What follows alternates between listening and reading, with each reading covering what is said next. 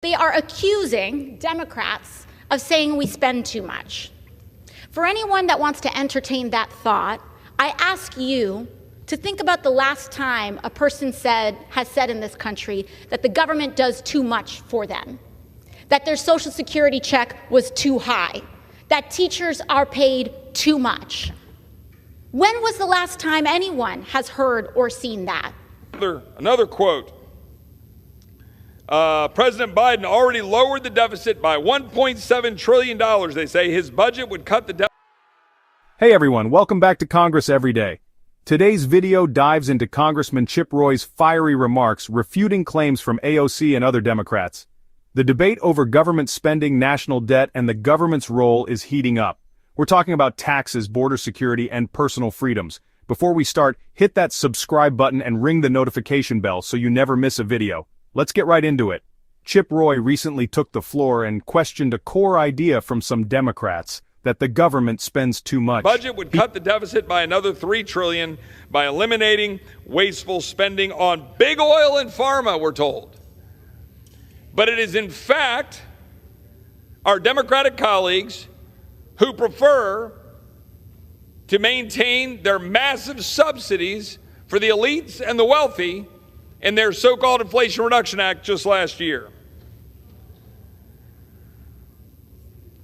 My friend from New York. He challenged the narrative that programs like Social Security or teachers' salaries are excessive.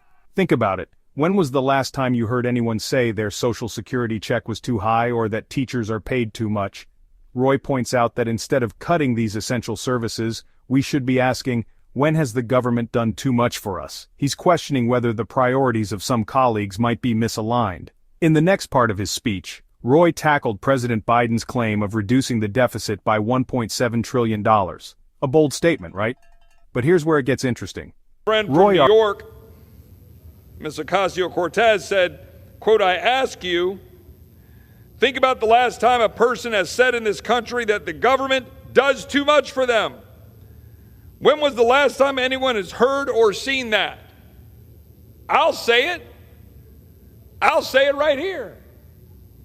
I don't want the government doing most of the things that the government is doing to interfere with the ability of the American people to carry out their lives. Federal, state, and local. When was the last time you had a bureaucrat show up and you said, oh joy?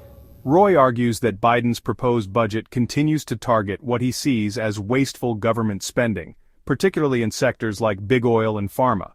However, Roy doesn't buy this narrative. He argues it's not just about cutting waste, but also re-evaluating massive subsidies going to big corporations and the wealthiest. Let's talk about the Inflation Reduction Act.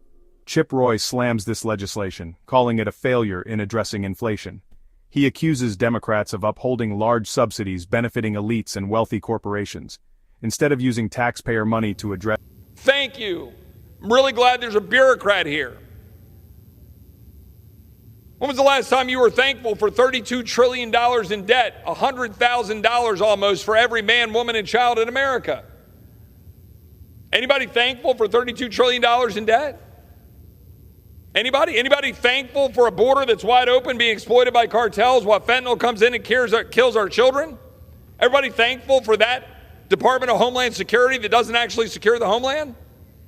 Everybody thankful for an FBI that went after Scott Smith and labeled him to address inflation and rising costs for average Americans? He argues that these funds are going to the wrong people. And of course, he's not alone. Many Republicans criticize how the bill doesn't rein in government spending while making life more expensive for ordinary citizens. Roy gets passionate about the $32 trillion national debt and issues at the U.S. border. He makes a powerful point. Every American is shouldering a massive burden, close to $100,000 per person. Yet he questions whether anyone feels thankful for this crushing financial load. And let's not forget the wide-open U.S. border. And labeled him a domestic terrorist for daring to defend his daughter in a school board meeting because she was assaulted in a bathroom? Anybody thankful for the IRS knocking on your door, auditing the poor and the minorities 3 to 5 times more? People thankful for that? Are you thankful for the EPA or the Department of Interior that sent a man to prison because he had some ponds on his ranch in Montana? We have a government that is weaponized against the American people and is undermining our liberties. and they want more of it. My colleagues on the other side of the aisle want more government. They want more taxes. They want more spending. They want more bureaucrats knocking on your door. Roy criticizes how cartels exploit the situation, with the fentanyl crisis crossing the border. He argues this is a national security crisis affecting the most vulnerable, particularly children. In the final part of his speech, Chip Roy calls out several government agencies like DHS, FBI, and IRS for what he sees as overreach. For example, he brings up the FBI's treatment of parents, specifically Scott Smith, labeled a domestic terrorist for defending his daughter at a school board meeting. It's an example Roy uses to show how certain agencies target ordinary citizens, especially those who challenge the status quo.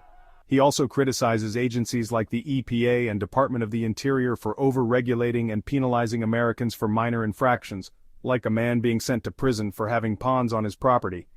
Roy believes these agencies are undermining our liberties and doing more harm than good. So, what do you think?